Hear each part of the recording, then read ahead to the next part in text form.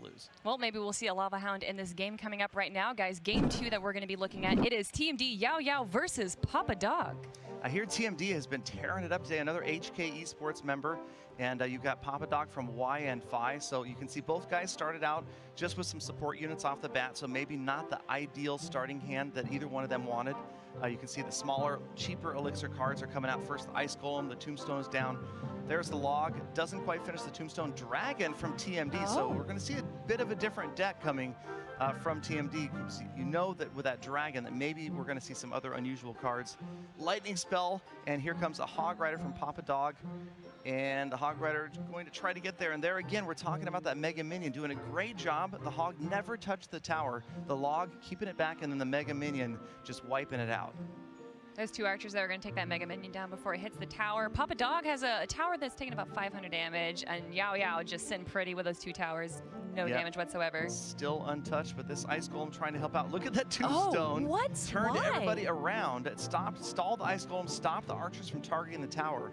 And it did take some damage, but it was a pretty effective stop of what could have been a dangerous push right there. Was he? Well, yeah, he was just concerned about that push, and that's why he didn't put it in the center and rather just right in the middle of them. Just to try to turn that Ice Golem around. You don't want that Ice Golem to freeze up the tower and freeze up any other units in the area. Now this Hog does get through, and now you can see two hits as well. Yep, Papadog's taking a bit of a lead right here, about 100 more hit points off of TMD's tower.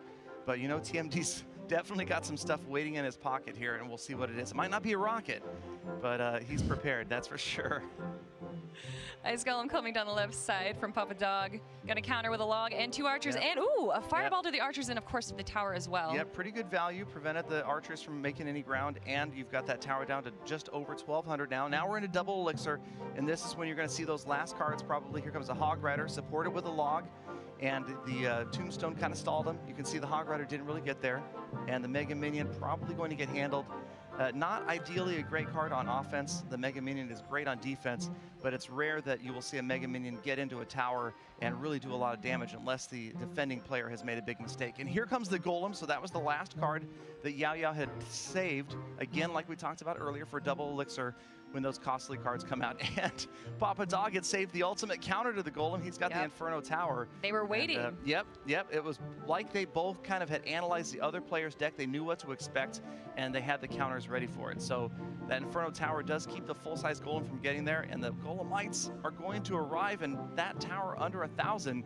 So now it is TMD, and sure enough, the Dragon and the Golemites get the tower down. Final 5 seconds, no chance for Papadog. And there it is, the Golem in the final minute made all of the difference in the match. That was it, the Golem. If there was any other unit, what do you think would have happened?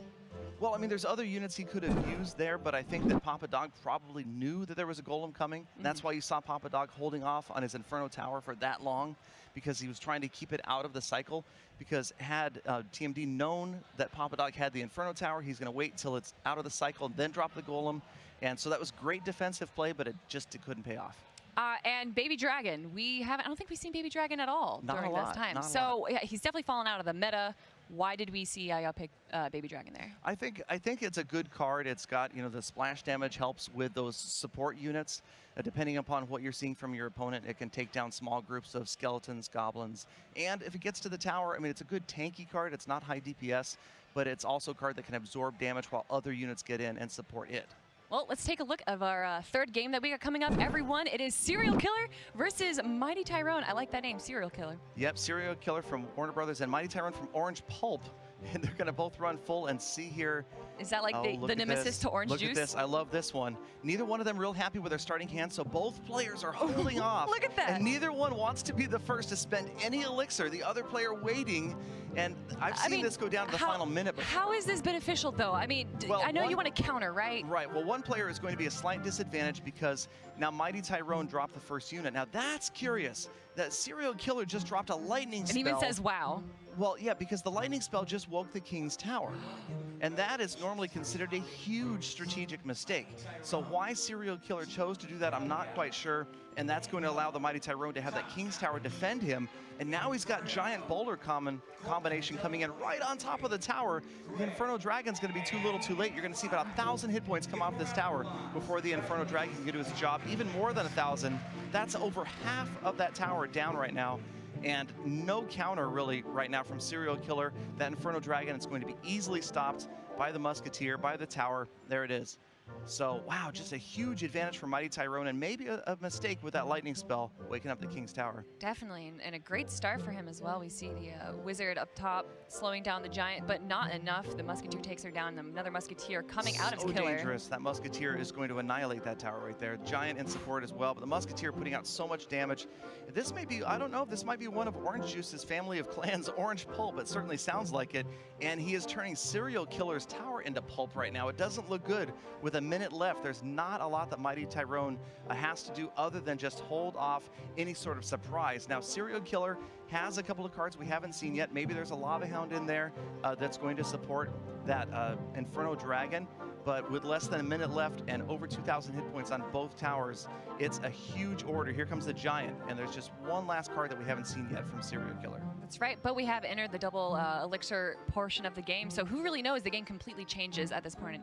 It does, and Serial Killer trying to put down a push, but this Bowler and the Giant down the left-hand side are going to do a good job at trying to stop this push, to stall it out. There's the Inferno Dragon. That Tombstone is still up as well, so the Giant isn't going to head towards the tower yet.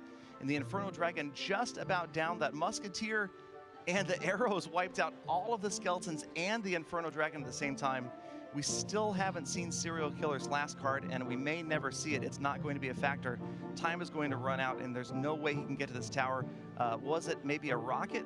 I don't know, or just maybe another support unit. But Serial Killer throwing up the well played. Mighty Tyrone with a show of skill right here really just controlled this match the whole way.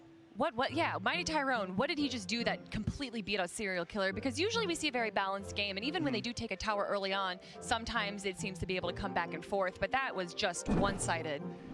The very start of that match was curious. The lightning spell that woke the King's Tower was kind of strange, and just allowing that Giant Bowler combination to get there. Players who run Giant Bowler decks usually don't expect to get a Giant Bowler combo on top of the tower in the beginning of a match. So that was surprising to see. Maybe some mental mistakes, maybe he wasn't quite prepared at the moment, and that right there just set the pace for the whole match. Well, Heat 3, everyone, ending up soon. We're going to be whittling it down to 8 players. But before we get to that, let's head down to the stage with Chief Pat.